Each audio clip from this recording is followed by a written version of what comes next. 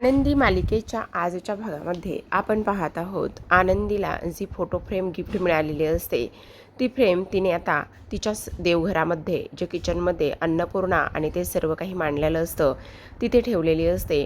आणि त्यानंतर सविताला म्हणत असते, सविताताई तुम्हाला सांगू का, आता इथे समिधाताईंच्या वर्षश्राद्धाच्या कार्यक्रमामध्ये कोणतीही कसर राहता कामा नये.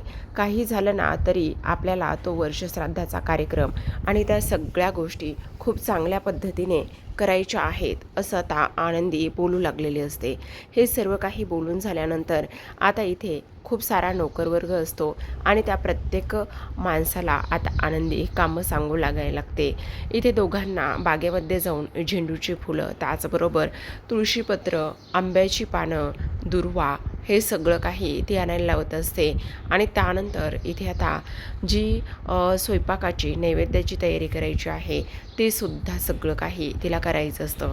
त्यानंतर सविताला म्हणत असते, सविताताई इथे अक्षदा, बुक्का, त्याचबरोबर गुलाबजल आणि गोमूत्र, त्याचबरोबर तुळशीची पाने हे सगळं काही ज्या ठिकाणी आहे ना ते तुम्ही मला सांगा, मी ते स्वतः घेते. आणि त्यानंतर झेंडूची फुलं आणली ना तीसुद्धा माझ्याकडे आणून द्या. सगळं कसं व्यवस्थित पार पडलं पाहिजे. मग आता सविता आनंदीला म्हणत असते, आनंदीताई मला एक गोष्ट सांगा, ह्या सगळ्या गोष्टी तुम्हाला कशा काय माहिती? तेव्हा आनंदी म्हणत असते, दरवर्षी माझ्या घरीसुद्धा माझ्या आईबाबांचं अशाच पद्धतीने वर्षश्राद्ध होतं, म्हणून मला त्या सगळ्या गोष्टी ठाऊक आहेत. मग सविता तिचं भरभरून कौतुक करत असते. पण आनंदीताई हे जर सगळं शिल्पाताईला समजलं तर मग, आणि आनंदीताई आज घरामध्ये वर्षश्राद्ध असल्याकारणाने सर्वजण पांढरी वस्त्र लेणार आहेत आणि त्यामुळे मला असं वाटतंय की तुम्ही पांढरं वस्त्र घालू नये म्हणून. म्हणजे कसं आहे ना, तुम्ही नुकतंच लग्न झालेलं नवीन स्त्री आहात आणि नवीन स्त्रीनं, सवाशण स्त्रीनं असं घरामध्ये पांढरं वस्त्र घालणं काही बरोबर नाही आहे. तेव्हा तुम्ही जर घातलं तर उलटच शिल्पाताई उगाच तुम्हाला ओरडतील आणि सर्वांसमोर काही बोलतील. त्यामुळे मला असं वाटतंय.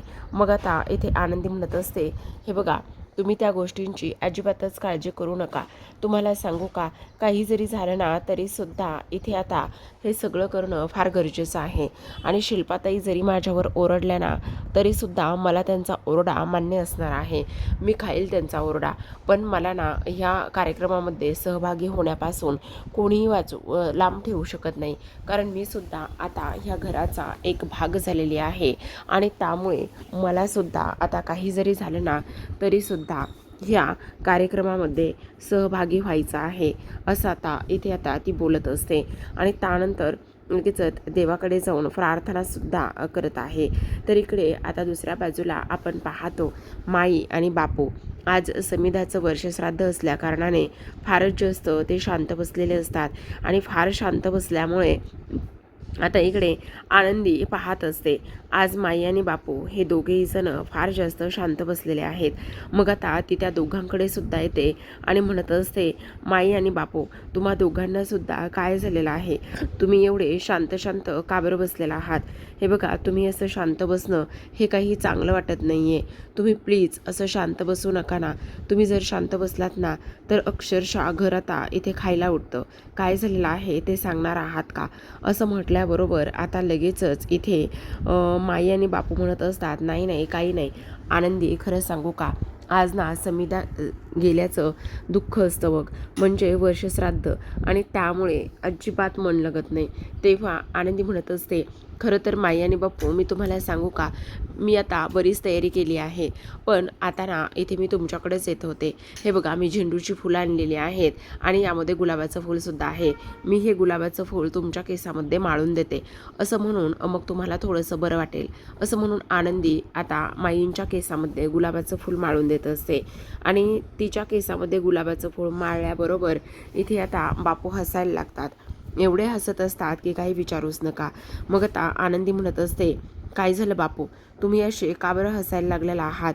तेव्हा आता इकडे ते म्हणत असतात, अगं हसायला का लागलेला आहात म्हणजे तुला सांगू का, तिला ते गुलाबाचं फूल तिने केसात माळलंय, पण ते कसं दिसतंय हे तरी तू बघितलंयस का? तेव्हा माई म्हणत असतात, हो असाच आम्ही लहान असताना एक किस्सा झाला होता. लहान असताना म्हणजे नुकतंच लग्न झालं होतं तेव्हाचा हा किस्सा होता आणि तोच किस्सा इथे आता त्यांना जाणवला आहे आणि त्यामुळे ते आता हसायला लागलेले आहेत असं सुद्धा इथे आता आनंदी बोलू लागलेली असते. आता हे सगळं आनंदी बोलत असताना आपण पाहतो आनंदी म्हणत असते, पण मी काय म्हणते तुम्हाला एक गोष्ट सांगू का? हे बघा काही जरी झालं ना तरीसुद्धा इथे दुःखात राहण्यापेक्षा तुम्ही आनंदात राहून सुद्धा समिधाताईंची आठवण काढूच शकता की नाही. आणि त्यानंतर मात्र हे सगळेजण खूप हसायला लागलेले असतात. आनंदीच्या त्या बोलण्यामुळे सगळेजण एवढे हसतात की काही विचारूच नका. आणि जेव्हा ते हसायला लागतात त्यावेळेला इथे शिल्पाला राग येतो. शिल्पा म्हणत असते, घरामध्ये एवढं मोठं कार्य आहे आणि असं कोण हसत आहे? आज इथे ही गेल्याचं, समिधा गेल्याचं एवढं दुःख आहे आणि समिधा गेल्याचं दुःख असून सुद्धा ही बया कोण हसत आहे असं पाहण्यासाठी ती आता खाली येत असते. जेव्हा ती खाली येते आणि खाली आल्यानंतर पाहते तर काय, इथे आता आनंदी त्याचबरोबर माई आणि बापू हे सगळेजण हसत असतात. मग आता शिल्पाला राग येतो आणि शिल्पा धावतच जाते आणि म्हणत असते, काय गे डोक्यावर पडली आहेस का? तुझी हिंमत कशी झाली अशा पद्धतीने हसायचं आणि हे सगळं काही करायचं? आज इथे एवढा दुःखाचा दिवस असताना तुला हसू कसं काय सुचतंय असं सुद्धा त्या इथे बोलत असतात. मग आता आनंदी म्हणत असते, अहो असं काय करताय? आज जरी समिधाताईंचं वर्षश्राद्ध असलं तरीसुद्धा एक गोष्ट मात्र तुम्ही लक्षात ठेवा, आपण त्या गेल्याचा दुःख का बरं साजरं करायचं? त्या हसत होत्या, हसत राहतील आणि कायम हसतच असणार आहेत, म्हणून मग आपण त्यांचं दुःख साजरं करायचं का? पण आपण त्यांच्या चांगल्या गोड आठवणीमध्ये सुद्धा इथे राहू शकतो ना. चांगल्या आणि गोड आठवणीमध्ये सुद्धा त्यांची आठवण काढूच शकतो ना. आता मला सांगा, असं म्हणतात की आपण जर खाली इथे त्या माणसांच्या आठवणीत दुःखात राहिलो, दुःख करत राहिलो तर वर त्या माणसाला सुद्धा इथे त्रास होतोच ना. मग मी तेच म्हणते, आपण प्रत्येक वेळी इथे त्यांची आठवण दुःखातच का काढायची आणि त्यांना दुःख म्हणूनच का बरं स्वीकारायचं? त्या तुमच्या सर्वांसाठी, ह्या घरासाठी कधी काळी आनंदसुद्धा होत्या ना. मग आपण त्यांची आठवण आनंदामध्ये नाही का काढू शकत? असं आता इकडे स्पष्टपणे ती बोललेली असते. आता हे सगळं काही बोलल्यानंतर आपण पाहतो की इथे लगेचच शिल्पाला खूप राग येऊ लागलेला असतो. शिल्पा म्हणत असते, हे सगळं तुझी बोलण्याची हिंमत कशी झाली आणि तू मुळात आहेस तरी कोण? समजतंय का? म्हणजे तुला असं म्हणायचं आहे का की तू हुशार आहेस आणि त्याचबरोबर आम्ही काही जरी झालं ना तरीसुद्धा वेडे वगैरे आहोत असं तुला वाटतंय का? असं सुद्धा आता इकडे ती बोलत असते. आता हे सगळं काही बोलत असताना आनंदी म्हणत असते, नाही नाही ताई, तुमचा काहीतरी गैरसमज होतोय. हे बघा मी असं मुळीच म्हणत नाही. आणि त्याहूनही सगळ्यात महत्त्वाची गोष्ट म्हणजे एक सांगू का, समिधाताईंचा हसरा चेहरा पाहून तुम्हा सगळ्यांना आनंद होत नाही का? तुम्हा सगळ्यांना आनंद हा होईलाच पाहिजे ना. तेवढ्यातच आता इकडे युगंधर हा मध्ये पडतो आणि शिल्पा आनंदीवर ओरडत असताना तो तिच्यावर आवाज चढवतो आणि म्हणत असतो, बाद झालं ताई, तुला कळतंय का तू काय बोलतेस ते? हे बघ काही जरी झालं ना तरीसुद्धा एक गोष्ट मात्र नीट लक्षात ठेवायची आणि ती म्हणजे की इथे आनंदीने आत्ता जे काही विचार इथे मांडलेले आहेत ना ते विचार इथे खूप चांगले आहेत. आणि तुला एक गोष्ट सांगू का, सगळ्यात महत्त्वाची गोष्ट म्हणजे एक लक्षात घे, आता ह्या पोरीने जे काही बोलली आहे ना ते अगदी बरोबर आहे. कारण हे बघ, आपण इथे समिधाची आठवण ही दुःख म्हणून का काढायची? अगं समिधा आपल्यासाठी किती आणि काय काय करायची हे तुला आणि मला सुद्धा सगळ्यांना माहिती आहे. हे सुद्धा आता इकडे ती बोलत असते. आणि त्याहूनही सगळ्यात महत्त्वाचं म्हणजे आता इथून पुढे ठरलेलं आहे, काही जरी झालं ना तरीसुद्धा समिधाची आठवण काढताना आपण इथे रडत बसायचं नाही, तर हसत आणि आनंदाची तिची आठवण काढायची. तिच्या आपल्यासोबतच्या किती आठवणी चांगल्या आहेत असं युगंधर म्हणत असतो. आणि त्यानंतर समिधाच्या फोटोसमोर उभं राहून समिधाला म्हणत असतो, समिधा तुला एक गोष्ट सांगू का, काही जरी झालं ना तरीसुद्धा आजपासून इथे मात्र तुझी आठवण फक्त आणि फक्त इथे आनंदातच काढली जाणार आणि तू आमच्यासाठी आनंद होतीस आणि कायम आनंदच राहणार असं सुद्धा आता इकडे युगंधर बोलत असतो. आणि युगंधर आनंदीच्या हाताला धरून समिधाच्या फोटोसमोर उभा राहिलेला असतो. जेव्हा हे सगळं होतं तेव्हा मात्र आपसुकच इथे युगंधरच्या डोळ्यातून पाणी खाली पडत असतं आणि ते पाणी मात्र आनंदीच्या हातावर पडलेलं असतं. जेव्हा ते पाणी आनंदीच्या हातावर पडतं तेव्हा मात्र आनंदी आता इथे इमोशनल झालेली असते. आणि जेव्हा युगंधर आनंदीच्या हाताला धरतो आणि आनंदीच्या हाताला धरून इथे समिधाच्या फोटोसमोर तो जाऊन उभा राहतो तेव्हा मात्र इथे शिल्पाचा माजच मोडलेला असतो. तिला तर खूप मोठा धक्का बसतो की युगंधर असं काहीतरी करेल आणि युगंधर आज तिच्या विरोधात जाऊन ह्या सगळ्या गोष्टी करेल हे मात्र तिला अजिबात सहनच झालेलं नसतं. आणि त्यामुळे आता इथे आनंदी हे सगळं बोलणं ऐकत असते. युगंधर म्हणत असतो, आज ह्या पोरीमुळे खरी सुखाची व्याख्या काय आहे ते समजलं आणि खरी सुखाची व्याख्या इथे समजल्यामुळे तुला एक गोष्ट सांगू का, काही जरी झालं ना तरीसुद्धा आता मी इथे सतत आनंदातच राहणार आहे असं म्हणून आता त्याने आनंदीचा हात पकडलेला असतो. आनंदी मात्र आता इकडे शांततेत उभी राहिलेली असते. आनंदीला तर इथे समजत नसतं खरंच मालक साहेब तिचं एवढं कौतुक करतात का आणि मालक साहेबांसाठी ती खरंच एवढी इम्पॉर्टंट आहे का, हे सगळ्या गोष्टी तिला आता इथे समजत नसतात. पण आता प्रेक्षकांनो आनंदी मात्र आहे तशीच उभी राहते. आता मालक साहेब तिथून निघून गेल्यानंतर आपण पाहतो की इथे आनंदीने जे काही इथे युगंधरचे अश्रू तिच्या हातावर पडलेले असतात ते सविताला दाखवते आणि सविता म्हणत असते, काय झालं आनंदीताई, बहुतेक तुमच्या हातावर ना पाणी पडलेलं आहे, थांबा मी पुसते. तेव्हा ती म्हणत असते, नाही पुसायचं नाही आपल्याला ते पाणी. मग काय झालेलं आहे आनंदीताई, अहो हे पाणी नाही आहे नुसतं, हे मालक साहेबांचे अश्रू आहेत जे की माझ्या हातावर पडले आहेत असं म्हणताक्षणी आता लगेचच इथे मात्र ही जी काही आनंदी आहे ते आनंदी ते अश्रू घेते आणि स्वतःच्या भांगेमध्ये कपाळावर भरत असते. आता हे सगळं दारात उभी राहून इथे माई पाहत असतात आणि माईला अजूनच आनंद झालेला असतो. आता आनंदीने ते अश्रू भांगात पुसल्यानंतर सविता म्हणत असते, मला एक गोष्ट सांगा, हे सगळं तुम्ही असं का आणि कशामुळे केलेलं आहे. तेव्हा आनंदी म्हणत असते, हे बघा मालक साहेबांचं हे दुःख आहे आणि मालक साहेबांचं दुःख मी आता इथे स्वीकारलेलं आहे आणि त्यामुळे ते सतत मी सोबत घेऊन जाईल आणि त्याहूनही सगळ्यात महत्त्वाची गोष्ट म्हणजे त्यांना आनंदी ठेवण्याचं कर्तव्य हे माझंच असणार आहे आणि म्हणूनच मी हे सगळं काही केलं आहे. आता हे सगळं काही बोलल्यानंतर इथे सविता म्हणत असते, खरं सांगू का आनंदीताई, तुमचे विचार किती चांगले आहेत हो, म्हणजे तुमच्या ह्या विचारामुळे मला तर आता इथे मन भरून येते बघा. तुमचा फार अभिमान आणि त्याचबरोबर कौतुकसुद्धा वाटते मला, असं सुद्धा आता इथे ती बोलत असते.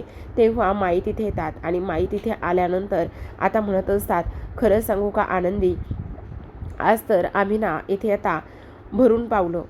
आज आम्हाला कसल्याही गोष्टीचं ताण आणि काहीही नाही आहे बघ. आज तू जे काही केलं आहेस ना समिधासाठी, आत्तापर्यंत ह्या समिधाच्या घरात दुःखाच्याच आठवणी होत्या, पण तू आज सांगितलंस समिधा इथे कशी होती.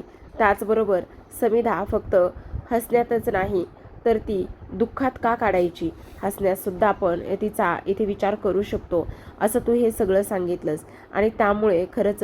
तेव्हा आनंदी म्हणत असते, माई तुम्ही माझे आभार नका मानू, हे माझं कर्तव्य आहे, ह्या घरची मी सून आहे आणि त्यामुळे मी हे सगळं काही केले नाही ग, ते सगळं ठीक आहे, पण इथे बघ ना तू आनंद आश्रमामध्ये सुद्धा ह्या सगळ्या गोष्टी केल्यास आणि त्यानंतर आज खऱ्या अर्थाने माझ्या समिधाचा वारसा तू पुढे चालवलास.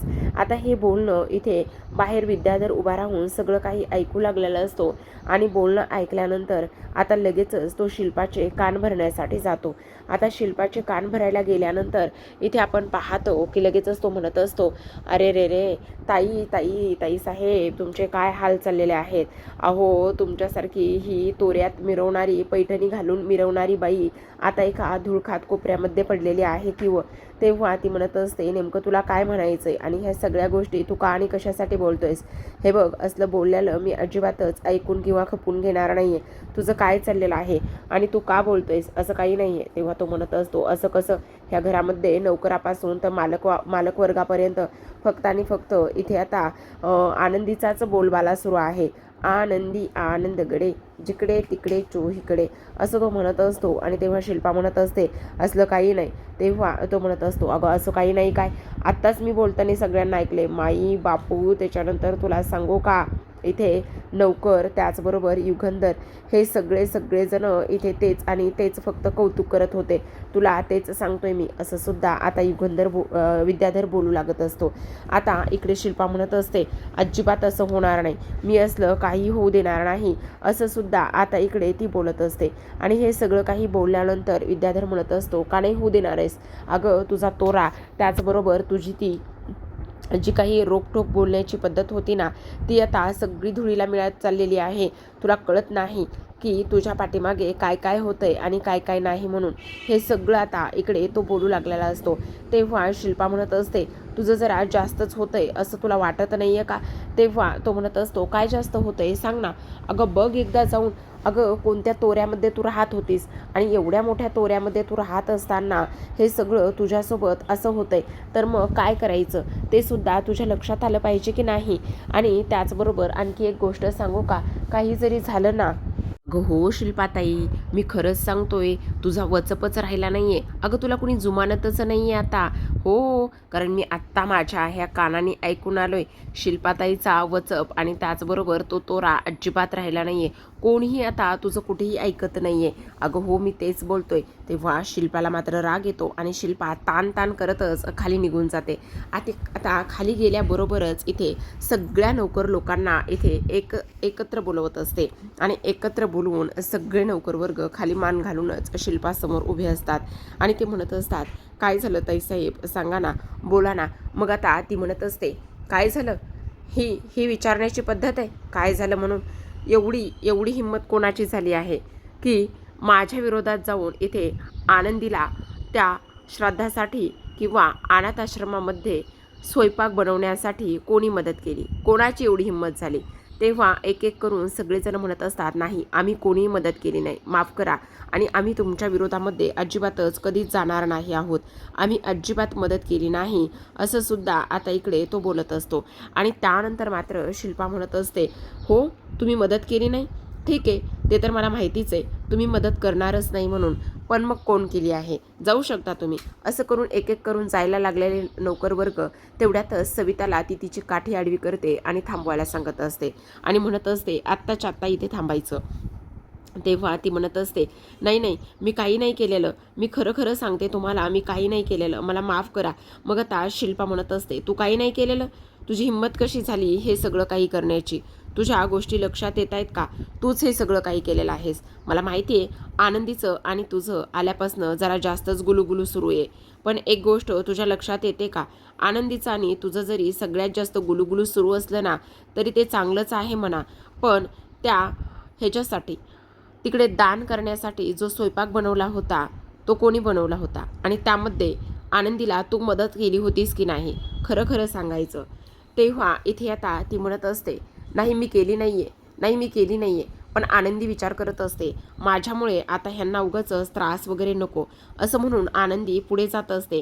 पण तेवढ्यातच आता इथे शिल्पाने मात्र आनंदीच्या सोडून सविताच्या कानाखाली मारलेली असते आणि जेव्हा ती सविताच्या कानाखाली मारते त्यावेळेला मात्र इथे आता आनंदी म्हणत असते, काय करताय शिल्पाताई तुम्ही, अहो वेड्या आहात का, तुमचं आणि माझं एकच ध्येय आहे, ते म्हणजे की मालक साहेबांना खुश ठेवणं, ह्या घरामध्ये सुख शांती नांदू देणं.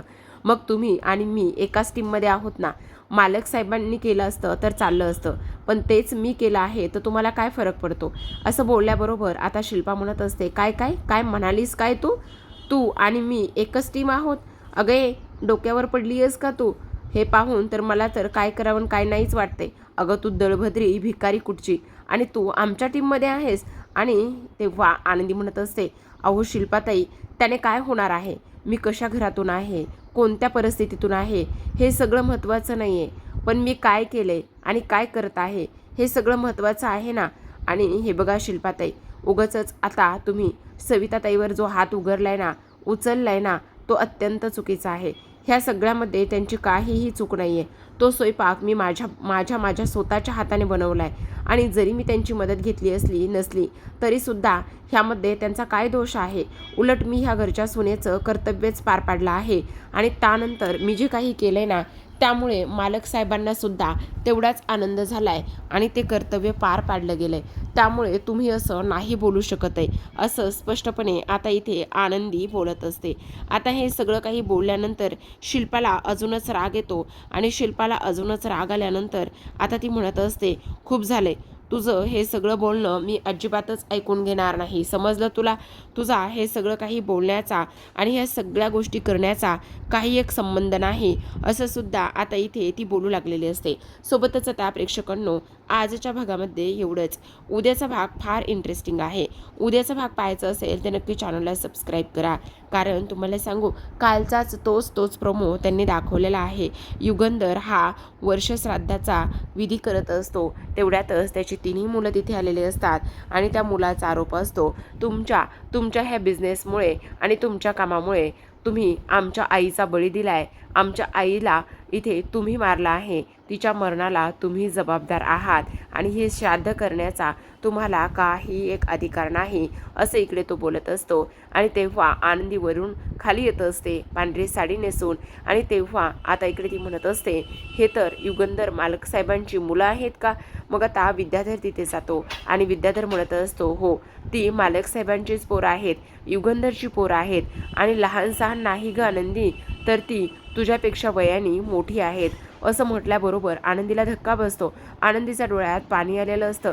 मग आता इथे विद्याधर म्हणत असतो, आता युगंधरची ही आलेली त्यांची मुलं आणि ती मोठी मुलं कशी तू सावरणार आहेस आणि तुला आता इकडे नवीन नाती कशी सांभाळणार आहेस, असं म्हणून आनंदीला धक्का बसतो. तर पाहत राहा आनंदी.